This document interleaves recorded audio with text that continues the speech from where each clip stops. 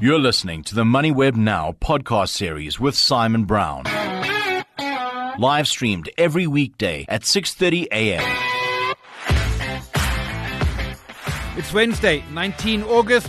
We got local July inflation data due 10 a.m. Expected 4.5%. I'm Simon Brown, coming at you live and loud from Moneyweb Studios in Gauteng, Johannesburg. On the show today is Meli Mabandra, FNB Wealth and Investments. Absa results.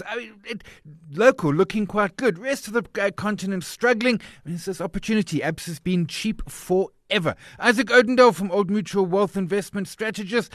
Spain, how it recovered from that devastating economic crisis some 15 years ago.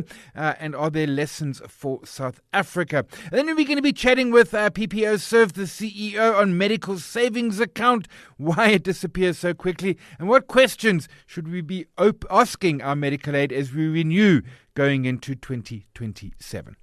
This podcast is brought to you by Stanlib Asset Management. Invest in more global opportunities through their partnership with JP Morgan Asset Management.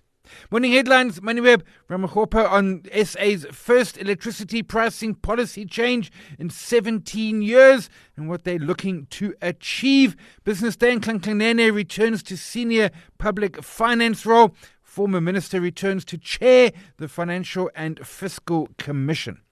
Morning markets, US was red, S&P down 0.7%, Nasdaq off 1.7%. The East is mixed. We got Sydney down 0.1%, Tokyo 2.5% lower, and then Hong Kong is up 0.1%, and Tencent a little over 0.5% higher. Commodities mostly red. Gold futures 4,410. Brent is the green, 91.70. Platinum 1,730. Palladium 1,292. The rand is 16.24. Bitcoin 64,300. And top 40 opening call, red open, 230 points, 0.22% lower. Moneyweb Now, on the money. Also available on podcast. Chatting now with Meli Mabandra, FNB Wealth and Investments. Meli, appreciate the early morning time. We've had Nedbank, we've had Standard Bank with their half-year results out. Absa yesterday, and I got to say, Absa's, along with Nedbank perhaps, the cheap of our banks. Not a bad sort of numbers. The rest of the continent struggling, but local home doing fairly well. Your thoughts on the Absa numbers? Morning, Simon. Absolutely agree. The local performance was actually outstanding. Very strong. Headline earnings growth of 17%. Actually, also if you consider the fact that the group took a lot of pressure from the African franchises. The metrics, the performance metrics were very negative across the board in Africa, but they were still able to produce record profits overall in the group and also issue a record dividend. So if you're looking at that way, you can understand why perhaps the market was also very muted in its reaction. Obviously, management had provided some guidance before that, and the performance was mostly in line with the guidance. But if you just look at the fact that the pressure is mostly from the Africa regions, it's mostly because of a stronger rand and also lower policy rates, which put pressure on net interest margins. The underlying performance from the South African franchises was extremely impressive. It absolutely was, and it then brings the question, because in many senses it kind of looked like a lot of it was similar with Nedbank. RAEs both around 15%, impairments around the same levels, although Absa's coming down to 0.95 and Nedbank's moving up to that level. These are the two cheap banks, and is there opportunity here? If they can get that RAE higher, if they can get, as you say, dividend up, we've been paid 7% dividend yield to hold them, 7.5%. That's the one thing that I actually also realized when I look at the results. I was like, this is very similar to what I saw with Nedbank. Both of them also took a lot of pressure from the African franchises. But very similar in rating, very similar in relative valuation as well. I think both of them are trading at around 1.1 price to book. So both very one of the cheaper the cheaper options when it comes to the big four, but also very strong dividend payouts. Obviously, I think with Absa, the downward revisions of the some of the guidance looking forward is a bit of a concern, but it doesn't really necessarily put it much below its peers. But relatively speaking, I mean, management guided for that, and I think the market also sort of priced that in, given the pre-close briefings that we saw. But if they can get to that ROE around that level that they're guiding for, I mean, they did decrease the guidance for that from 16 to around 15, but that's not necessarily far off of its peers. So I definitely think there is opportunity if the African businesses can sort of like normalize. And if you look at how the performance is in South Africa, it looks like they're getting it right. I get your point. And if African businesses normalize, as you say, they don't need to be outstanding. They just need to normalize. That local was outstanding. If they can just push that ROE higher, we'll leave it there. Zimbeli Mabandre, he's F&B Wealth and Investments. Appreciate the early morning time. That's our poll today on LinkedIn. Is Absa turning the corner as an investment? I was reminded of a TV show 15 years ago where someone was like, oh, Absa's cheap at, 1 time's price to book. It's still around that 1 time. It's a little higher, 1.2. But have your vote, have your say, LinkedIn. The Standard Flexible Income Fund is designed for pre- and post-retirement income and capital preservation needs. Retire without regret with Stanlib Asset Management. Moneyweb now on the money. Chatting now with Isaac Odendaal, strategist at Old Mutual Wealth Investment. Isaac, appreciate the early morning time. A great read that you had out, and it reminded me of about 15 years ago, post the global financial crisis, the troubles in Europe, the pigs, Portugal, Italy, Greece, Spain. The whole worries around Greece defaulting, Spain, etc. They've survived, and in fact, even Greek bonds are looking better, but Spain really has more than survived. In many cases, Spain has thrived since what was a real financial crisis for them back around that 2008, 2013. Yeah, good morning. Yeah, so I suppose the lesson is that, countries can bounce back from really difficult situations. You need a bit of luck. You need the right policies. And you also need just the passage of time, because often... when you have debt problems, those just need to be worked through. In the case of Spain, they had to fix the banks, recapitalize the banks before the banking system could support economic growth again. That took a few years. But at the moment, Spain is the best performing big economy in Europe, and Germany is the one that's struggling, which was a complete reverse from what we saw in the early 2010s.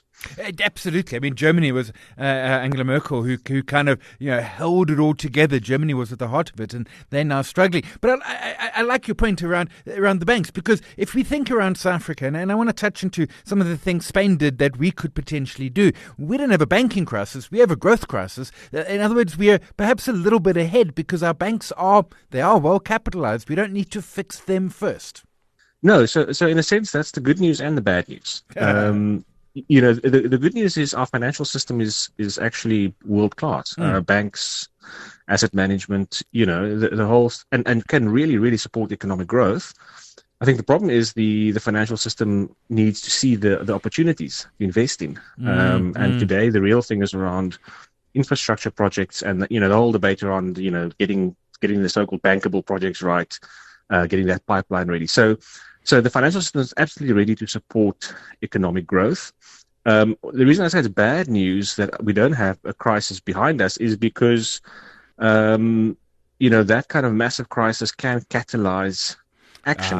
Yes. And we saw some of it, right? So when we had the stage 6 load shedding, that was ultimately the trigger that caused government to really radically reform the electricity sector. So we saw that in the case of electricity, and to extent with logistics. But there are other reforms that are slow going, and I think you don't have the impetus behind them because the crisis is not big enough, and because the economy is kind of crawling along at about 1% at the moment. But ultimately, I mean, there are lessons we can take from what happened in Spain. And one of them was they're sort of really going in on sort of green energy, renewable energy, to the point that they've become exporters of knowledge and exporters of power. And it's something which we are very well positioned to do. And we could even argue that we are in the early stages of that. We're going green. We've got rooftop solar on residential. We've got it in a lot of corporates, the mines, etc. We could do a lot more, though, and it creates economic activity, expertise and growth. Yeah, absolutely. And I mean, unfortunately, we were actually doing quite well in the early 2010s with our renewable energy project. That was ultimately halted by Eskom and the whole state capture story. And now I think we've lost a lot of impetus. We've lost a bit of momentum there. But I think it's definitely picking up. And it is a massive growth industry. Of course, the big bottleneck at the moment is not so much the production of electricity, it's how you move it around. Yeah. So it's transmission. And again, this is an area where there's lots of contestation within the electricity sector around, setting up an independent transmission body. I think the president has taken a firm line that we must go ahead with separating this out from Eskom. But it's slow going. But that in itself is also a massive investment opportunity. And I think, again, the financial system is, the banks, the pension funds and so on, very, very excited to be able to lend and invest into that build out of the transmission system, which is going to be thousands and thousands of kilometers of power lines.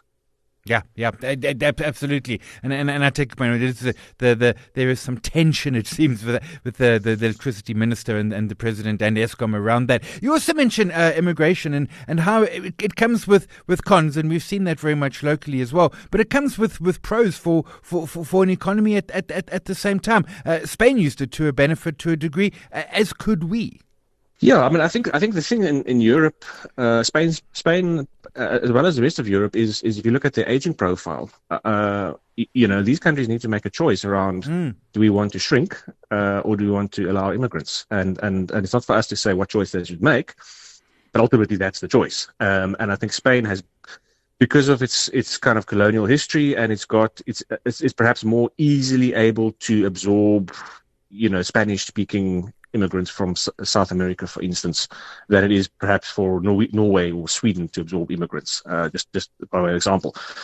But those are the difficult choices that those countries face. But in the case of Spain, the immigration has helped them grow the economy, grow their labor force, and but it as in South Africa, there is political noise around it. Yeah, absolutely. But it was a great read, and I think I take it back to the point I made up front and that you made. Countries can recover from devastating economic crises. Make it clear. That's where we've been. And Spain shows us that there is a way out of it. We leave it there. Isaac Odendale, he's from Old Mutual Wealth Investment. He's a strategist. Appreciate the early morning time. Give your money the return at once without taking a flight with the Stanlib Global Select Fund, an offshore equity fund sub-managed by JP Morgan Asset Management.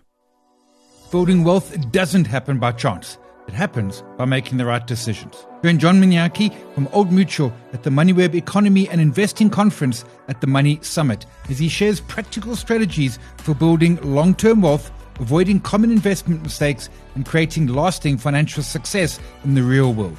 Tuesday, 1 September at the Sandton Convention Center. Register for free using the promo code MONEYWEB. Secure your seat today. Go to moneyweb.co.za and start building a stronger financial future. Moneyweb now on the money. I'm chatting with Lungile Kasapata, CEO of PPO Serve. Lungile, appreciate the time. Medical savings account. You make the point that they tend to run out by mid-year. I'm not even sure they always make it to mid-year. But they really, why do they go so quick? It feels that they're just not designed to actually sort of help us or help a family in particular through an entire year. You've hit the nail on the head. They are not designed appropriately. They're not designed to fit, what the reality of our patients or members on the ground. Good morning, Simon. So we went straight into the discussion. Yeah, But that's the point. If I pick it up from there, you and I chatted towards the beginning of the year around sort of rethinking medical aid. And the problem is perhaps is that there's, I don't know, it feels to me, and I've just recently experienced a scenario, not well, go to my doctor, go to my pharmacist, that there's so much working in silos rather than working in unison within the sector, within the industry. Yes. So, those are the main reasons. Of course, there are many other reasons, but the main reason, Simon, is the design of the benefits. So the design, if you look at it, we all join medical aid because we want to be covered, especially when we do get sick. But actually, healthcare is there to keep us as healthy as possible. Yeah. And where we are healthy or we're kept healthy is when we are at home, living in the communities, and therefore just seeing the GP. But the way that our medical aids are designed, unfortunately, is that they are very heavy or very rich in benefits when you get to hospital and you're really sick.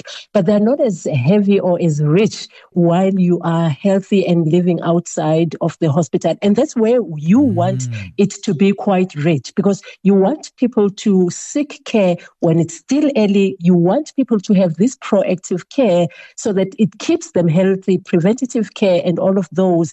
And most importantly, you also want your healthcare providers to be working together so that we minimize the waste that we currently see that comes out of the fragmentation and the working in silos of all the people that are responsible for our health. I get your point, particularly around waste in the industry. But there's also just, from a simplistic level, it actually brings up levels of risk. And I'm thinking of a scenario where I might wake up not feeling well, and in an ideal world, I should go and see at least a nurse, maybe a doctor. But my benefits are expired, so instead I go to work, which is a lose-lose for literally everybody. It is exactly a lose-lose. And what you actually see there is that the outcome of that type of behavior, which is a natural and a logical behavior for anybody who does not have extra, funds available for those emergencies, because you're already paying for your medical care. But what actually happens is that people stop seeking care, not because, they don't need the care, but because their medical savings are already depleted. But what then happens is they go to work, they continue with life as normal, and then they hit a crisis. And when they hit a crisis, they have to go to the hospital because now somebody has collapsed, because their blood sugar level was totally out of control.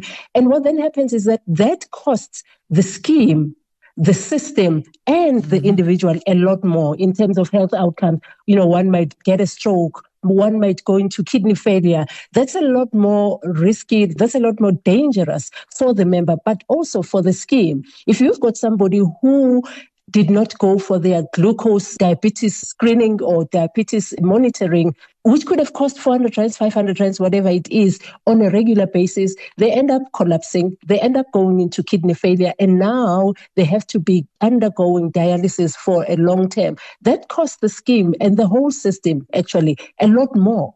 So it's counterproductive. And it comes to that point around being proactive. So then we're in late August. There's going to be decisions made. Folks who are on medical aid, we get asked around, do we want to change policies, etc., by our medical aids? That's an annual process. Is there something we should look for? Are there questions we should be asking so that we can get into 2027 smarter about our health and our healthcare and our medical aid and savings? 100%. And in my view, I can tell you now, I think that what is going to shift this conversation and make the structure to accelerate the change is the involvement of the member or the patient being an active participant in the design, in the discussion on how these things are structured. And I think once that happens, medical schemes are going to listen and they are going to change. So one of the things that we need to be asking and one of the things that we need to be demanding from our scheme is that how do you help me to stay healthy outside of the hospital so that I don't have to go into the hospital? So when we're getting into those options, and unfortunately there are myriads of them, and it does get confusing at times, but it's to hold the schemes accountable, call the scheme and say, okay, I'm preparing now for next year and I want to know, which of these schemes is going to help me to stay as healthy as possible. And of course, you want to be covered if that event that I need a hospital. So those are the questions that members need to be pushing the schemes, to be asking the schemes, because only then will the schemes actually start changing how they are designing these benefits. But I like it. How does that scheme keep me as healthy as possible? That's a great question. How do you keep me out of hospital? Because no one wins when I go to hospital. It becomes a disaster. Exactly. We'll leave it there. Exactly. Yeah, 100%. Lingile Kasapato, CEO, PPO Serve. Appreciate the time.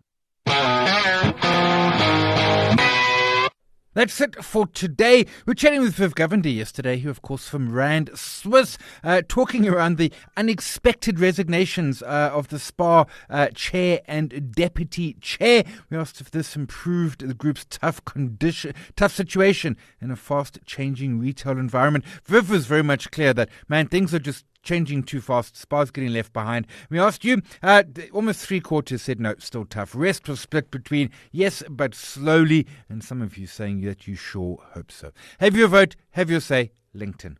This podcast is brought to you by Stanlib Asset Management. Invest in more certainty to navigate volatile market conditions. We're live every weekday morning, the Moneyweb website and the app, 6:30 a.m. podcast just after 7. Thanks to my team, Eddie, Nobokle, Nicole, Sabu, to you for listening, my guests for their time. My name is Simon Brown. This is Moneyweb Now. We'll chat again tomorrow. Capital beyond the traditional banks. You've been listening to another Moneyweb Now podcast, posted every weekday at 7 a.m. on moneyweb.co.za. Moneyweb Now, on the money.